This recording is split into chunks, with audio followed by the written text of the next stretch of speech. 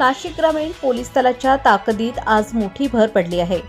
कायदा व सुव्यवस्थेची जबाबदारी अधिक प्रभावीपणे पार पाडण्यासाठी 43 नवीन चारचाकी वाहनांचा ताफा पोलीस दलाला प्रदान करण्यात आला असून हा सोहळा आडगाव पोलीस मुख्यालयातील परेड मैदानावर मोठ्या उत्साहात पार पडला।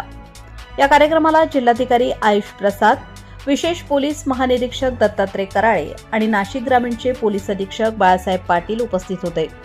प्रमुख अतिथींनी नवीन वाहनांना हिरवा झेंडा दाखवून ताफ्याला मार्गस्थ केले। नाशिक ग्रामीण जिल्हा हा भौगोलिकदृष्ट्या विस्तीर्ण तसेच मालेगाव सारखा संवेदनशील भाग आणि आगामी सिंहस्थ कुंभमेळा, त्र्यंबकेश्वर, सप्तशृंगी, शिर्डी यासारख्या धार्मिक स्थळांवरील वाढता बंदोबस्त यामुळे पोलीस दलाला सक्षम वाहनांची मोठी गरज भासत होती। जिल्ह्यातील 40 पोलीस स्टेशन, 50 पेक्षा जास्त कार्यालये आणि 15,000 चौरस किलोमीटरचा कायदा सुव्यवस्थेचा परिसर सांभाळताना अनेक वाहने नादुरुस्त झाल्याने कामकाजावर परिणाम होत होता।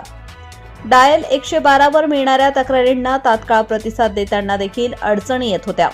याच पार्श्वभूमीवर जिल्हा नियोजन समितीच्या निधीतून 35 Bolero Neo, 5 Scorpio N, 2 Innova Crysta आणि 1 XUV 700 अशी एकूण 43 नवी वाहने पोलीस दलाच्या ताफ्यात दाखल झाली आहेत।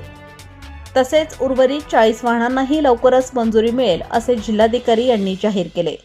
नवीन वाहनांच्या मदतीने रात्रगस्त, VIP बंदोबस्त, नाकाबंदी, गुन्हे तपास तसेच डायल 112 तक्रारींवर तातडीने प्रतिसाद या सर्वांमध्ये वेग व कार्यक्षमता मोठ्या प्रमाणात वाढणार आहे।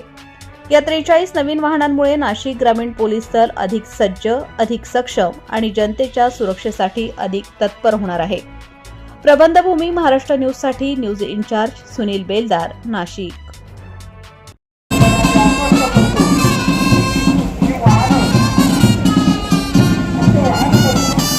Thank you.